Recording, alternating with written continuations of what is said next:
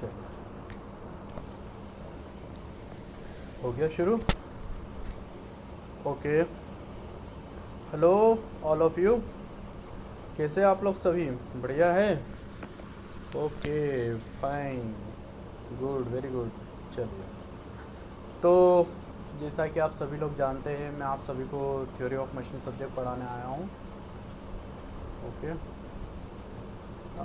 तो हम ये सब्जेक्ट स्टार्ट करने से पहले कुछ बेसिक बातें कर लेते हैं। बेसिक इन्फॉर्मेशन मैं आप लोगों को दे देता हूँ। मेरा नाम है नितिन चौहान। मैं उज्जैन से बिलोंग करता हूँ, मध्य प्रदेश से। ठीक है, मैंने जो है बीटेक कंप्लीट किया है MIT college, Mahakal institute of technology. MIT college Ujjain में ही है, प्राइवेट कॉलेज है, जो कि 2014 में मैंने एमआईटी से मेरा ग्रेजुएशन कंप्लीट किया है। देन उसके बाद मैंने एनआईटी सूरत से एमटेक कंप्लीट किया। मेरा 2017 में मेरा एमटेक कंप्लीट है। मेरा स्पेशलाइजेशन था एमटेक में मैन्युफैक्चरिंग। ओके, देन उसके बाद मैं टीचिंग कर रहा हूँ 3 साल से। I am in teaching field from 2017 and I am having 3 year teaching experience. Okay, तो ये मेरा बेसिक इंट्रो था, बेसिक इन्फॉर्मेशन थी। चलिए, तो हम सब्जेक्ट स्टार्ट करते हैं। थ्योरी ऑफ मशीन, जिसे हम शॉर्ट में टॉम भी बोलते हैं। तो टॉम एक बहुत ही इम्पोर्टेंट सब्जेक्ट है from GATE point of view. It is one of the most important subject from your GATE point of view. सो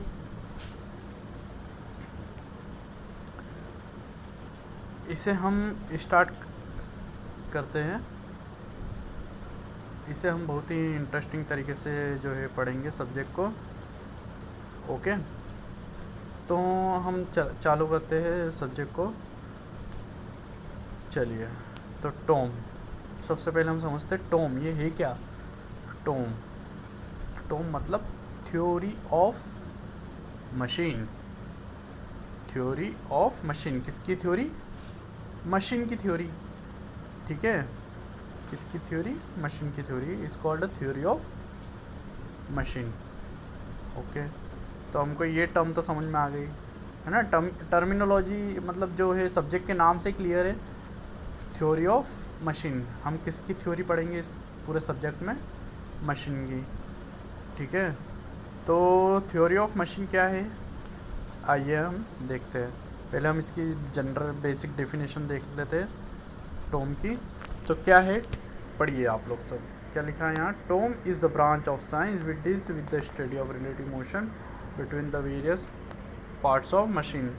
तो टॉम क्या है, वापस से हम डेफिनेशन पढ़ लेते हैं एक बार और। Tom is the branch of science which deals with the study of relative motion between the various parts of machine and forces which act on them। तो ये क्या है, ब्रांच है। किसकी ब्रांच है? साइंस की, है ना, किसी साइंस की जो कि डील करती है किसके साथ? It deals with the study of relative motion between the various parts of machine. ये जो पार्ट्स है, इस पार्ट्स को और क्या बोला जाता है? ये जो पार्ट्स लिखा है, पार्ट्स दिख रहा है आप लोगों को? इस पार्ट्स को और क्या बोला जाता है? इस पार्ट्स को बोला जाता है links. Yes, very good. Okay, तो जो ये पार्ट्स है इसको हम और क्या बोलते हैं हमारे टॉम की लैंग्वेज में? लिंक, है ना। तो लिंक्स के बीच में जो रिलेटिव मोशन होता है, जो मशीन होती है, उस मशीन कैसे बनती है? Machine different type of links से ज्वाइन करके जो है मशीन बनाई जाती है। डिफरेंट टाइप की लिंक को ज्वाइन करके क्या बनाई जाती है? मशीन बनाई जाती है। तो वो जो लिंक्स है, वो पार्ट्स है, उनके बीच का जो रिलेटिव मोशन है, उसके रिलेटिव मोशन की स्टडी को हम क्या बोलते हैं? Theory of machine. और उस पर जो फोर्सेस लगते हैं, है ना, and forces which act on them, उस लिंक्स पे, उस पार्ट्स पे जो फोर्सेस लगते हैं, उसकी स्टडी भी क्या कहलाती है? Theory of machine. तो थ्योरी ऑफ मशीन की क्या डेफिनेशन हो गई? क्या डेफिनेशन हो गई? It is the branch of science which deals with the study of relative motion between the various parts of machine and the forces which act on them. Okay, आ रहा है समझ में? Very good. चलिए, तो ये तो हमने बेसिक डेफिनेशन पढ़ ली टोम की क्या होती है। अब हम आगे बढ़ते हैं, अब हम देखते हैं मशीन। मशीन क्या है? नेक्स्ट टर्म है हमारी मशीन। मशीन क्या है? पढ़िए डेफिनेशन क्या है machine. Machine gain some energy and convert it into desired useful work. Machine gain some energy and convert it into desired useful work is called machine. Machine क्या करती है? वन फॉर्म ऑफ एनर्जी को other form of energy में convert करती है, या यूँ बोल सकते हैं हम कहीं से एक एनर्जी लेगी और उस एनर्जी को कन्वर्ट करेगी एक यूज़फुल या डिज़ायर्ड आउटपुट में, या फिर हम ये कह सकते हैं एक डिज़ायर्ड वर्क में उसको जो है कन्वर्ट करती है। वन फॉर्म ऑफ एनर्जी को एक यूज़फुल आउटपुट, आपका आउटपुट क्या होना चाहिए? यूज़फुल होना चाहिए, है ना? तो उसमें जो है कन्वर्ट करती है मशीन। तो ये हो गई आपकी मशीन की डेफिनेशन। ठीक है, तो हमने मशीन पढ़ लिया। अब हम आगे बढ़ते हैं। क्या है आगे? आप देखिए, एप्लीकेशन ऑफ सब्जेक्ट। हमारा जो ये सब्जेक्ट है टोम, इसका हमारे रियल लाइफ में क्या एप्लीकेशन है? आप सभी लोगों ने अपनी डे टू डे लाइफ में इसको इनकाउंटर किया होगा, देखा होगा आप सभी ने, है ना? देखा ही होगा आप लोगों ने। आपने आपके जो है बहुत सारी चीज़ें आपकी डे टू डे लाइफ में देखने में आती है, जैसे आपकी सिलाई मशीन हो गई, स्टिचिंग मशीन हो गई, आप जो गाड़ी चलाते हैं व्हीकल्स, उसमें वेरियस लिंक्स, मतलब जो है वो भी एक तरीके की मशीन ही है, एक फॉर्म ऑफ एनर्जी को और यूज़फुल में कन्वर्ट कर रही है, यूज़फुल वर्क में। ठीक है, देन आपके इंडस्ट्रीज़ में जो बहुत सारी मशीनें होती है, ठीक है, मैकेनिकल जैक जो आप यूज़ करते हो व्हीकल्स लिफ्ट वगैरह करने में, टायर जब हम चेंज करते हैं तो मोस्टली हम जो स्क्रू जैक या फिर जो जैक होता है हमारा, उस वो भी क्या है, एक तरीके का टोम का ही पार्ट है। ठीक है, तो ये जो है इसके जो एप्लीकेशन आप बोल सकते हो। ओके फ्रेंड्स, चलिए, तो अब हम आगे बढ़ते हैं। इसका वेटेज कितना है गेट में? ये 8 to 10 मार्क्स जो है वेटेज रखता है गेट में। ओके, मतलब आप ये बोल सकते हैं ऑन एन एवरेज, ये मैंने बताया है, इससे ज़्यादा भी आता है पर इससे कम भी आता है कभी, तो आप ऑन एन एवरेज 8 से 10 मार्क्स का इसको अज्यूम कर सकते हो। 8 से 10 मार्क्स का अज्यूम क्या कर सकते हो? अज्यूम ही कर, मतलब जो है आएगा ही आएगा। 8 से 10 मार्क्स का ये जो है थ्योरी ऑफ मशीन सब्जेक्ट आपके गेट में आएगा ही आएगा। कभी कभी 12-13 नंबर तक का आ जाता है, कभी 7 नंबर का भी आता है, 6 नंबर का भी आता है।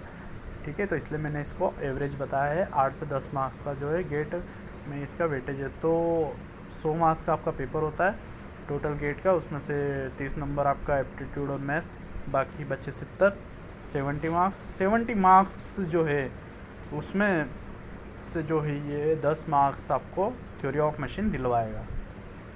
तो बहुत बहुत सिंपल सब्जेक्ट है, लोगों ने हवा बना रखा है it's a very difficult subject. ऐसा कुछ नहीं है, बहुत सिंपल तरीके से हम इसको पढ़ेंगे और बहुत ही आसान तरीके से हम इसको समझेंगे। बहुत सिंपल सब्जेक्ट है थ्योरी ऑफ मशीन। चलिए, तो हम आगे बढ़ते हैं इसमें। ठीक है, डरने की कोई ज़रूरत नहीं है, बिल्कुल बेफिक्र होकर आप इसको पढ़िए। आपने मेरे नोट्स केवल आपने कि सिर्फ़ और सिर्फ आपने मेरे नोट्स प्रिफ़र किए। आपने केवल गेट के पहले अगर आपने केवल सिर्फ और सिर्फ मेरे नोट्स या आप मेरे देख के चले गए तो आराम से आपको 4 से 5 नंबर तो आपको बिना मतलब पढ़े ही आ जाएंगे। मतलब ज़्यादा प्रैक्टिस नहीं किया तो आपको 3-4 नंबर तो ऐसे ही दिलवा दूंगा। ठीक है, और यदि आपको पूरे मार्क्स चाहिए तो पढ़ना तो पड़ेगा। ठीक है, लेकिन मेरे नोट्स ही काफ़ी है आपको पढ़ने के लिए। इसके अलावा आपको इधर उधर कहीं भटकने की ज़रूरत नहीं है, केवल उतना ही पढ़िए जितना आपको गेट में रिक्वायरमेंट है। हमें अभी यहाँ पे रिसर्च नहीं करना है, पीएचडी नहीं करना। अभी हम यहाँ काय के लिए बैठे हैं, गेट एग्ज़ाम निकालना है हमें। ठीक है, हमारा मोटो क्या है, गेट एग्ज़ाम निकालना। ठीक है, तो ये हमारा मोटो है, तो इसलिए हमें उतना ही पढ़ना है जितना गेट एग्ज़ाम में पूछा जाता है या फिर जितना गेट एग्ज़ाम में आता है। इसलिए हमें ना तो ज़्यादा पढ़ना है ना ही कम, इतना पढ़ना है जितना हमारे गेट के लिए सफिशिएंट है। ठीक है बच्चों, चलिए। तो टोम सब्जेक्ट को हम 3 कैटेगरी में डिवाइड कर देते हैं यहाँ पे। कोम, डोम, एमवी दिख रहा है आप लोगों को? हम जो है यहाँ पे इसको 3 में डिवाइड कर देते हैं, कोम, डोम और एम वी। कोम मतलब काइनेमेटिक्स ऑफ मशीन, डोम मतलब dynamics of machine, and M V मतलब mechanical vibration. This 3 are the parts of TOM. Theory of machine के जो ये 3 पार्ट्स है। ठीक है, तो कोम काइनेमेटिक्स ऑफ मशीन, इसमें क्या पढ़ते हैं हम, पढ़िए क्या लिखा है, डील्स विद द, कोम में पढ़िए क्या लिखा है, deals with relative motion between various parts of machine. ठीक है, आपने मैकेनिक्स 12th में पढ़ा होगा। काइनेमेटिक्स, डायनामिक्स याद आ रहा है कुछ? काइनेमेटिक्स मतलब क्या पढ़ा आपने मैकेनिक्स में? केवल हम रिलेटिव मोशन की बात करते हैं वहाँ पे, वेलोसिटी, एक्सेलरेशन, डिस्प्लेसमेंट, है ना, जहाँ पे हम केवल relative motion between the various parts of machine की स्टडी करते हैं, उसको क्या बोलते हैं हम, काइनेमेटिक्स। ओके माय फ्रेंड्स, याद आ रहा है कुछ? रिकॉल कीजिए, घर जाके पढ़िएगा मैकेनिक्स, एक बार उठा के देखिएगा। चलिए आगे बढ़ते हैं। Dynamics of machine, DOM. Dynamics मतलब क्या होता है, जहाँ पे हम फोर्सेस की स्टडी करते हैं, है ना। पढ़िए क्या लिखा है, deals with the forces and their effect acting upon the machine parts. तो हम जो है फोर्सेस की स्टडी करते हैं और उसके इफ़ेक्ट क्या क्या हो रहे हैं, and their effect acting upon the machine parts पे उसके इफेक्ट क्या है फोर्स का, वो जो है हम डोम में स्टडी करते हैं। और मैकेनिकल वाइब्रेशन में deals with the vibration generated in the machine due two forces. क्या मैकेनिकल वाइब्रेशन क्या है, वाइब्रेशन से रिलेटेड, मतलब जब आपके मशीन में जो है वाइब्रेशन जनरेट होते हैं ये जो फोर्सेस के कारण, तो उस वाइब्रेशन की स्टडी जो है हम मैकेनिकल वाइब्रेशन में पढ़ेंगे। तो अभी तक आप लोगों को समझ में आया, हमने टोम देखा, मशीन देखा, ठीक है, एप्लीकेशन देखा सब्जेक्ट का हमारे रियल लाइफ में, देन हमने इसका वेटेज देख लिया, हमें यह सब्जेक्ट पढ़ना क्यों इम्पोर्टेंट है। ठीक है, क्यों इम्पोर्टेंट है, मेन आपका जो है गेट में ये वेटेज रखता है, इसलिए जो है इसको पढ़ना इम्पोर्टेंट है। चलिए, तो ओवरव्यू देख लेते हैं हम, क्या क्या इसमें जो है पूछा जाता है, या फिर सिलेबस बोल सकते हैं आप इसको गेट का। ठीक है, तो ये ओवरव्यू है। Simple mechanism and machines, velocity analysis, acceleration analysis, gear and gear trains, flywheel, slider crank mechanism analysis, governor, balancing, gyroscopic effect, cam and follower, mechanical vibration. These are the topics which will cover in the term. जो आपके Tom subject है, इसमें हम ये topics सारे cover करेंगे। ठीक है, तो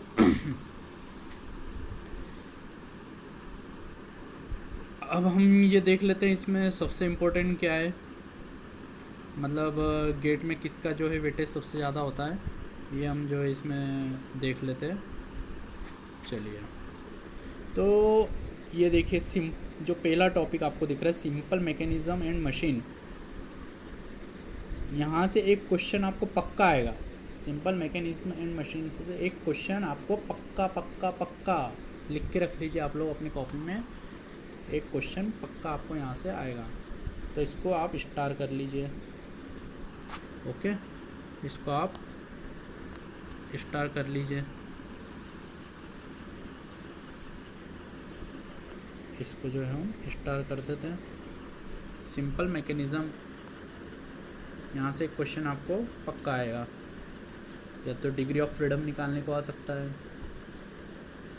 ठीक है, हम पढ़ेंगे अभी सब चीज़ें। डिग्री ऑफ फ्रीडम पूछ लेगा, या टाइप्स ऑफ जॉइंट्स पूछ लेगा, या लिंक्स वगैरह के बारे में। तो हम देखेंगे सारी चीज़ें, इसमें हम पढ़ेंगे क्या क्या है। ठीक है, तो सिंपल मैकेनिज़्म से एक क्वेश्चन आपको पक्का आएगा। देन आपका गियर एंड गियर ट्रेन्स, यहाँ से भी एक क्वेश्चन पक्का आएगा। वेलोसिटी एनालिसिस से भी क्वेश्चन पक्का आएगा। ठीक है, तो मतलब जो है आप एक मैकेनिकल वाइब्रेशन से क्वेश्चन पक्का आएगा।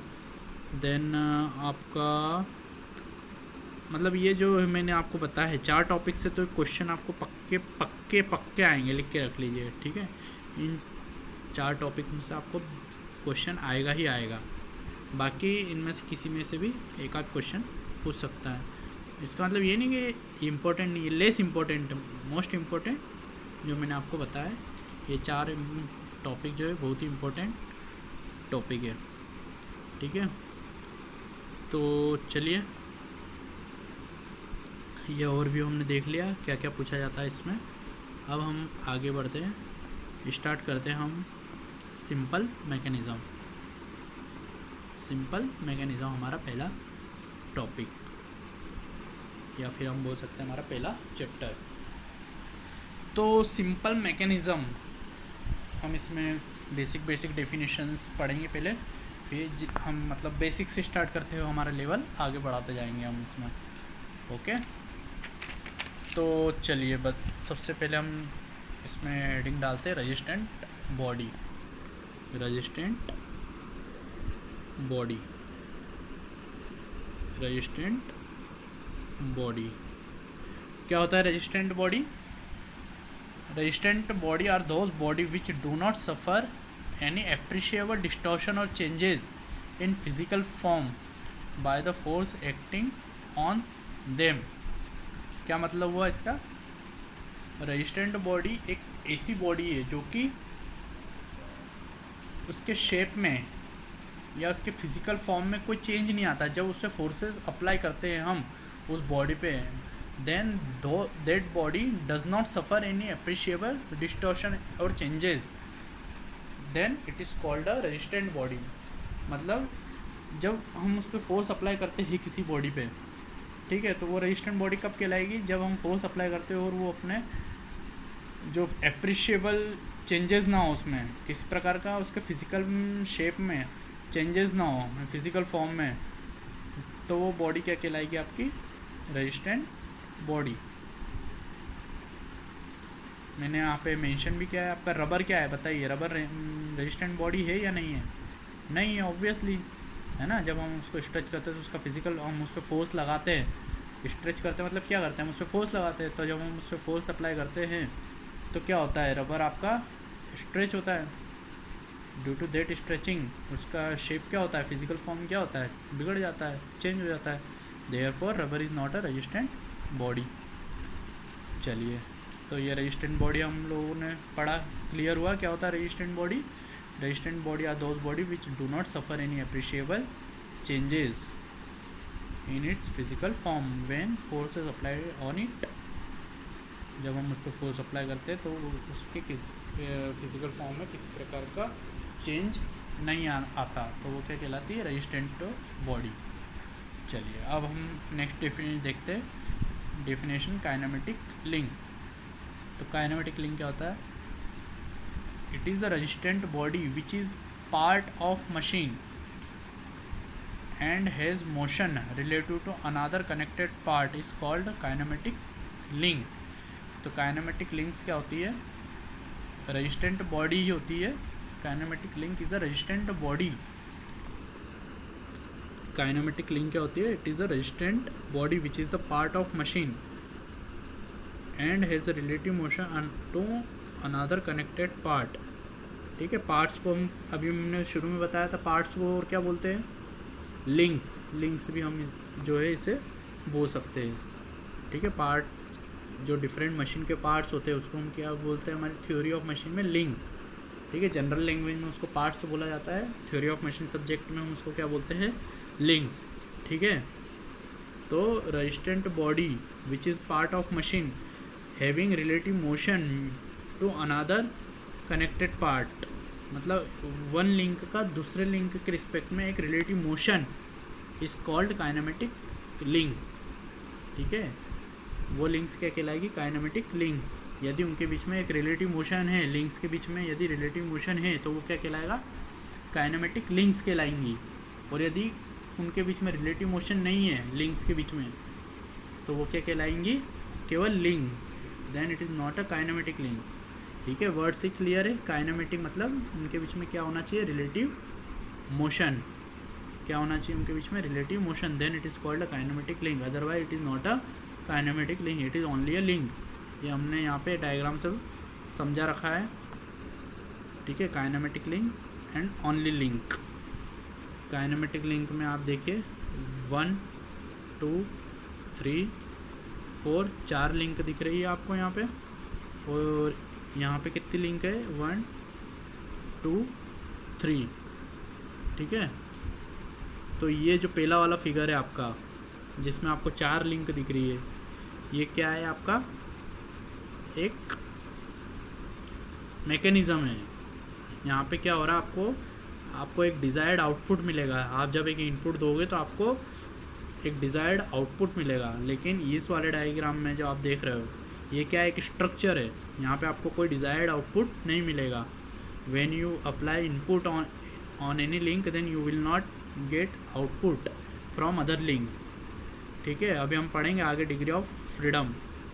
एक टर्मिनोलॉजी आती है DOF, जिसे बोलते हैं हम DOF, डिग्री ऑफ फ्रीडम। ठीक है, तो ये डिग्री ऑफ फ्रीडम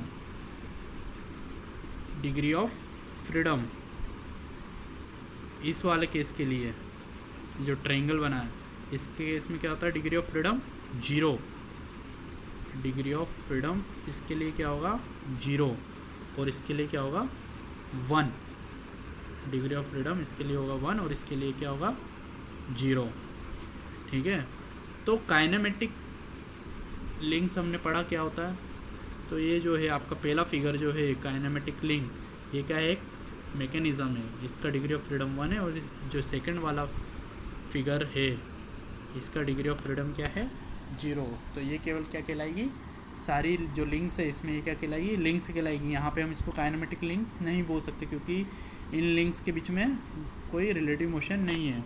और जो पहला वाला डायग्राम है इसमें क्या है, जो चारों लिंक्स जो लिंक्स है, ये चारों लिंक्स क्या, काइनेमेटिक लिंक, क्योंकि इनके बीच में एक रिलेटिव मोशन है। ओके, आपको धीरे धीरे क्लियर होता जाएगा जैसे जैसे हम आगे बढ़ेंगे, इसमें डिग्री ऑफ फ्रीडम पढ़ेंगे तो आपको और अच्छे से समझ में आएगा कि क्या होता है, काइनेमेटिक का मतलब क्या होता है। ओके, चलिए अब हम देखते हैं टाइप्स ऑफ लिंक्स। कितने टाइप की लिंक होती है, 3 टाइप की होती है। 3 टाइप की लिंक होती है, rigid link, flexible link, fluid link. Okay, rigid link, flexible link, fluid link. Rigid link क्या होती है, rigid link, it is the one which does not gate deformed while transmitting motion. Rigid link वो link होती है जो कि deform नहीं होती है जब मोशन ट्रांसमिट करती है लिंक। ठीक है, जब वो लिंक के बीच में रिलेटिव मोशन होता है लिंक्स के बीच में, और वो क्या करती है, मोशन ट्रांसमिट करती है लिंक। तो जब यदि लिंक मोशन ट्रांसमिट करते समय डिफॉर्म ना हो, उसके शेप में चेंज ना आए, then that link is called a rigid link. Example, connecting rod. आप सभी लोगों ने देखी है कनेक्टिंग रॉड, है ना, इंजन में लगी होती है। किसको कनेक्ट करती है कनेक्टिंग रॉड, पिस्टन एंड किसको कनेक्ट करती है कनेक्टिंग रॉड, बताओ, पिस्टन को किससे कनेक्ट करती है कनेक्टिंग रॉड। चलिए ढूंढ के लाना आप लोग। ओके, कल बताएंगे आप क्या होता है, कहाँ होती कनेक्टिंग रॉड। नहीं आप लोग ढूंढना, फिर हम बताएंगे। पहले आप तो ट्राई कीजिए, डायरेक्ट सब चीज़ें बता देंगे तो कैसे याद रहेगी आपको चीज़ें, बताइए। हम बता देंगे अभी आपको कि हाँ ये पिस्टन जो पिस्टन को कनेक्ट करती है इससे कनेक्टिंग रॉड को। याद रहेगा आपको? आज याद रहेगा, कल भूल जाओगे, इसलिए आप कल खुद सर्च करके लाना, तो आपको ज़िंदगी भर याद रहेगा कि कनेक्टिंग रॉड किस किस को कनेक्ट करती है। ठीक है, फिर हम आपको बताएंगे। चलिए सॉरी। नेक्स्ट है आपकी फ्लेक्सिबल लिंक। फ्लेक्सिबल लिंक क्या होती है? It is partially deformed while transmitting motion, है ना। ये क्या होती है? पार्शियली मतलब थोड़ी सी डिफॉर्म हो जाती है जब आपका मोशन ट्रांसमिट करती है ना, तब ये पार्शियली डिफॉर्म हो जाती है flexible link. Example spring, belt, ये सब का एक एग्जांपल है फ्लेक्सिबल लिंक के, जो कि ये क्या होते हैं? पार्शियल डिफॉर्म हो जाते हैं जब मोशन ट्रांसमिट करते हैं। ओके, नेक्स्ट है आपका फ्लूइड लिंक। फ्लूइड लिंक क्या है? It is formed by having motion which is transmitted by fluid pressure. मतलब फ्लूइड, एक सिंपल सा हम इसको ये सब हो सकते हैं कि फ्लूइड प्रेशर के थ्रू जो मोशन ट्रांसमिट होता है ना, फ्लूइड जहाँ यूज़ करते हैं वो फ्लूइड लिंक। ठीक है, हाइड्रोलिक प्रेस, आपकी ब्रेक्स, हाइड्रोलिक ब्रेक्स जो हमने होते हैं कि नहीं आप लोगों की बाइक वाइक में देखे कि नहीं? डिस्क ब्रेक क्या है आपका? एक हाइड्रोलिक ब्रेक ही है ना, फ्लूइड्स के थ्रू लगता है उसमें। ठीक है, तो जहाँ पे आपका फ्लूइड यूज़ होता है वो क्या कहलाती है? Fluid link. ओके, तो ये हमने कवर किया टाइप्स ऑफ लिंक। अब हम आगे बढ़ते हैं, इसमें देखते काइनेमेटिक पेयर। नेक्स्ट टॉपिक क्या हमारा? Kinematic pair. नेक्स्ट डेफिनेशन क्या है? Kinematic pair. तो क्या है ये काइनेमेटिक पेयर? पढ़िए डेफिनेशन क्या है। Any connection between two link is always a joint और pair, but this pair will also be known as kinematic pair if relative motion between the link is the constraint motion। ठीक है, जब कोई links कैसे connect होगी? Joint से या pair जिसको बोलते हैं। Any connection between the two link is always a joint और पेयर, है ना। दो लिंक्स के बीच में कनेक्शन क्या कहलाता है? जॉइंट या पेयर। लेकिन ये पेयर या ये जॉइंट काइनेमेटिक कब कहलाएगा? जब उन दो लिंक के बीच में क्या होगा? मोशन कैसा होगा? रिलेटिव मोशन, कंस्ट्रेंट होना चाहिए, है ना। अभी हम पढ़ेंगे आगे constraint motion, unconstrained motion, successfully constraint motion, ये आगे आएगा, तब आपको क्लियर होगा कंस्ट्रेंट मोशन का मतलब क्या है। मतलब जब दो लिंक्स के बीच में मोशन, रिलेटिव मोशन होना चाहिए पहली बात तो, है ना, तभी वो क्या लिंक्स क्या कहलाएगी? Kinematic link. और उन दो लिंक को ज्वाइन कौन करता? पेयर या जॉइंट। तो वो पेयर यदि सिंपल लिंक्स कनेक्ट कर रहा है, दो लिंक यदि कोई जॉइंट है वो कनेक्ट कर रहा है ना, कोई पेयर या कोई जॉइंट जो है दो लिंक्स को कनेक्ट कर रहा है सिंपल, और उन लिंक के बीच में कोई रिलेटिव मोशन नहीं है, तो वो क्या कहलाएगा? केवल जॉइंट या पेयर। और वो लिंक्स क्या कहलाएगी? क्योंकि कोई रिलेटिव मोशन नहीं है उस लिंक्स में, तो वो लिंक्स क्या कहलाएगी? Simply links. यदि उसमें रिलेटिव मोशन है लिंक्स में, तो वो क्या कहलाएगी? Kinematic links. और जो जॉइंट है और जो पेयर है उसको क्या बोलेंगे हम? Kinematic joint. कब? जब इन लिंक्स के बीच में मोशन कैसा हो? Constraint motion. रिलेटिव मोशन कैसा हो? Constraint motion. ठीक है, तो ये जो है हमारा काइनेमेटिक पेयर हमने समझा। अब हम इसके टाइप्स देख लेते हैं। ठीक है, तो टाइप्स ऑफ काइनेमेटिक पेयर कितने टाइप्स के होते हैं? दो टाइप के, lower pair and higher pair. तो लोअर पेयर क्या होता है? जब दो लिंक्स, पढ़िए पहले तो डेफिनेशन पढ़िए आप, क्या होता है? When two elements have surface contact while in motion, है ना। जब दो एलिमेंट के बीच में कांटेक्ट कैसा हो?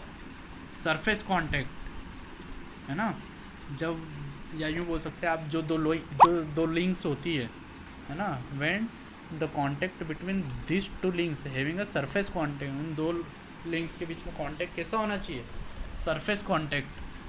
जब दो लिंक्स की जब मोशन में है और उन दोनों लिंक्स के बीच में कांटेक्ट कैसा हो? सरफेस कांटेक्ट, तब क्या कहलाती है वो? Lower pair. और हायर पेयर कब कहलाएगा? जब उन दोनों लिंक्स या उन दोनों एलिमेंट के बीच में कांटेक्ट कैसा हो? लाइन या पॉइंट, लाइन या पॉइंट कांटेक्ट होगा तब क्या कहलाएगा, हायर पेयर, और जब सरफेस कांटेक्ट होगा तब क्या कहलाएगा, वो लोअर पेयर। ओके, अब हम देख लेते हैं इसके टाइप्स ऑफ लोअर पेयर। कौन कौन से टाइप्स होते हैं लोअर पेयर के, ये सारे हमने लिख रखे हैं यहाँ पे। रिवॉल्यूट पेयर, या इसको हम टर्निंग पेयर भी बोलते हैं, या फिर पिन जॉइंट। ठीक है, तीनों में से हम इसको कुछ भी बोल सकते हैं, रिवॉल्यूट पेयर, टर्निंग पेयर या फिर पिन जॉइंट। देन नेक्स्ट है आपका स्लाइडिंग पेयर या फिर prismatic pair. Then screw pair, then cylindrical pair, then spherical pair, then planar pair. तो this all are lower pair. जी, इनमें क्या होगा, सब में सरफेस कांटेक्ट होगा लिंक्स के बीच में। ठीक है, या एलिमेंट्स के बीच में सरफेस कांटेक्ट होगा, तो हम इसको क्या बोलते हैं, लोअर पेयर। तो ये जो है हमने 1 2 3 4 5 6 ये जो है आपको पेयर इम्पोर्टेंट है, इनको हम देखेंगे आगे। ठीक है, फिर हम इसके बाद देखते हैं टाइप्स ऑफ हायर पेयर। तो टाइप्स ऑफ हायर पेयर कितने टाइप्स के होते हैं, ये 2 टाइप के मैंने यहाँ पे लिख रखे, 2 टाइप के होते तो बहुत टाइप के, पर यहाँ पे मेंशन मैंने 2 ही किए, केम एंड फॉलोवर, और एक होता है बेल्ट ओवर पुले, है ना, पुली के ओवर जो बेल्ट रेप होता है ना, उसको क्या, वो भी क्या होता है, हायर पेयर में आता है ना, pulley, belt over the pulley. It is also called a wrapping pair. इसको हम और क्या बोलते हैं, रेपिंग पेयर भी बोलते हैं। क्यों, क्योंकि जो बेल्ट होता है वो किसके ऊपर रेप होता है, पुली के ऊपर, है ना, therefore it is called a wrapping pair. देखेंगे हम डिटेल में, केम फॉलोवर भी देखेंगे, और ये बेल्ट और पुले, इसको क्यों हायर पेयर में, आप लोगों को लग रहा होगा कि इसको लोअर पेयर बोलना चाहिए क्योंकि पूरा सरफेस कांटेक्ट होता है बेल्ट और पुली के बीच में, लेकिन ऐसा नहीं है। हम देखेंगे आगे ऐसा क्यों नहीं है। ठीक है, क्यों ये हायर पेयर में इसको काउंट किया जाता है, अभी हम देखेंगे। चलिए, तो हम स्टार्ट करते हैं अब लोअर पेयर्स जो हमने ऊपर डिस्कस किए थे, revolute pair, prismatic pair, screw pair, cylindrical pair, spherical pair, इनको हम 1 बाय 1 डिस्कस करते हैं। चलिए, तो लोअर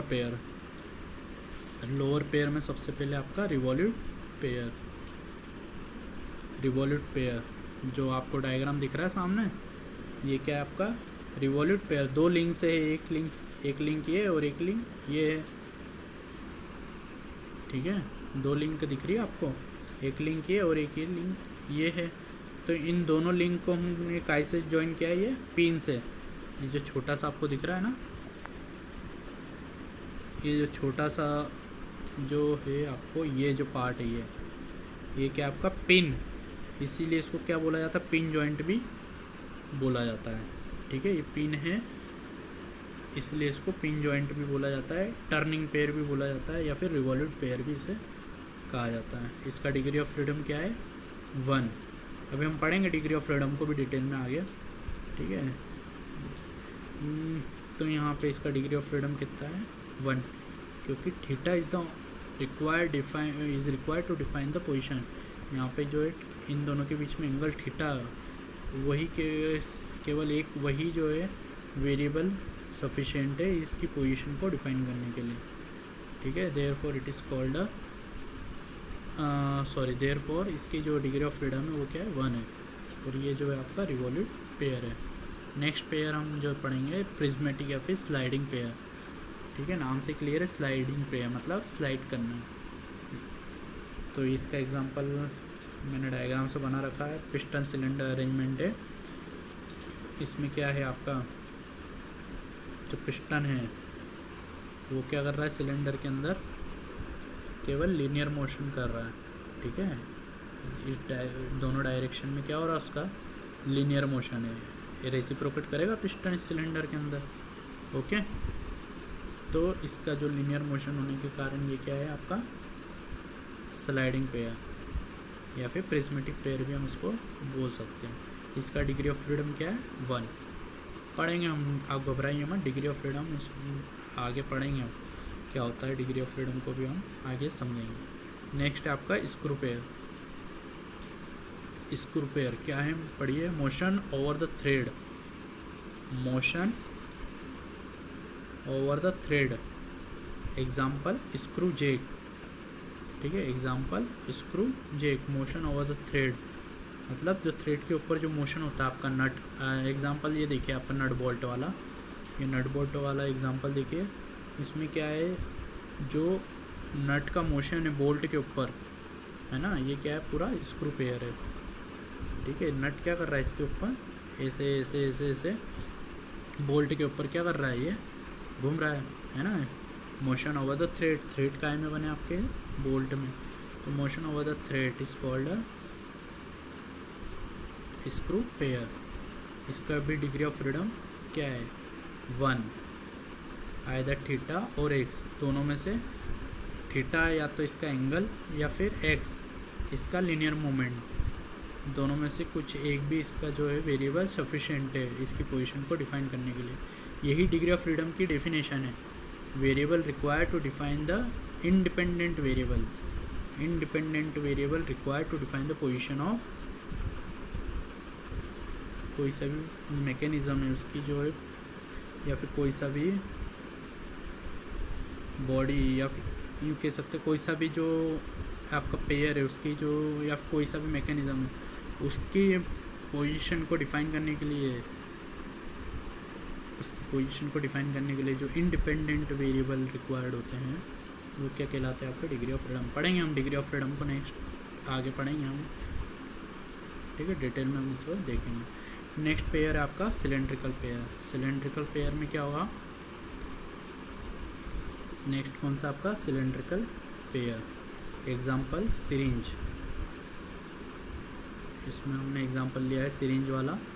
तो इसमें क्या है आपका, जो देखिए सभी लोगों ने सिरिंज देखी होगी, ठीक है, तो उसमें क्या होता है, ये जो अंदर वाला पार्ट होता है ये क्या करता है, स्लाइड भी करता है और रोटेट भी करता है ना।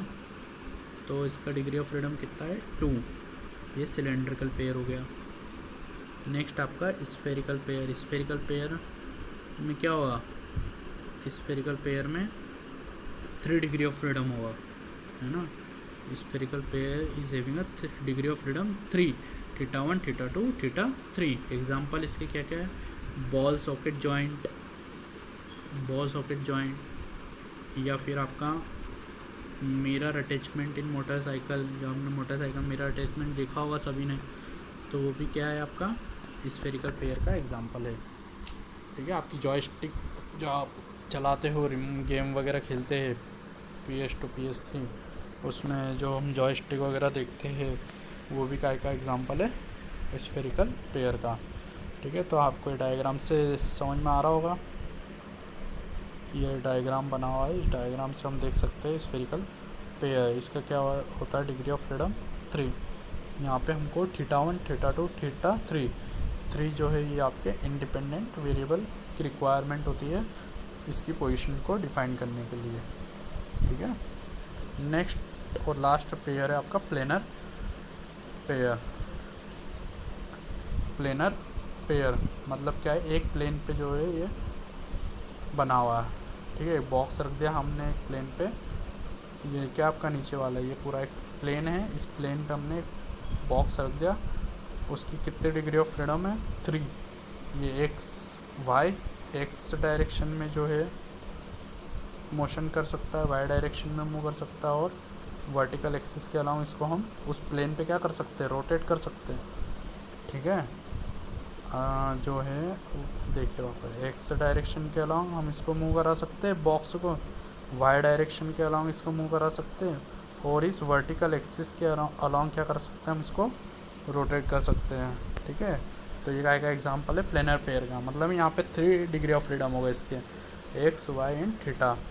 पढ़ेंगे हम डिग्री ऑफ फ्रीडम को डिटेल में नेक्स्ट क्लास में, जब भी मतलब नेक्स्ट जब इसका समय आएगा डिग्री ऑफ फ्रीडम का हम इसको देखेंगे डिटेल में, घबराने की ज़रूरत नहीं है, ठीक है फ्रेंड्स। तो ये सारा आज हमने जो पढ़ा समझ में आया आप लोगों को, तो इतना टफ सब्जेक्ट नहीं है, बिल्कुल सिंपल सब्जेक्ट है, इजी वे में लेना हमको इसको, बहुत ही आसान तरीके से इसको पढ़ेंगे ताकि आपको जो है एटलीस्ट अगर 10 नंबर का आता है तो एटलीस्ट आप इसमें 8 नंबर आप इसमें गेन कर पाओ, है ना। 7 से 8 नंबर आप इसमें इजीली ले आओगे। ओके फ्रेंड्स, तो बहुत ही इजी तरीके से हम इसको पढ़ेंगे और जितना सफिशिएंट है हमें गेट पॉइंट ऑफ व्यू के लिए उतना ही हम इसे पढ़ेंगे। हमें यहाँ कोई रिसर्च नहीं करना है ना। हम यहाँ पीएचडी करने के लिए नहीं बैठे, ठीक है। हमें क्या करना है, गेट निकालना है, ठीक है। तो उतना ही पढ़ेंगे हम जितना आपके लिए सफिशिएंट है। Okay friends, thank you, good bye.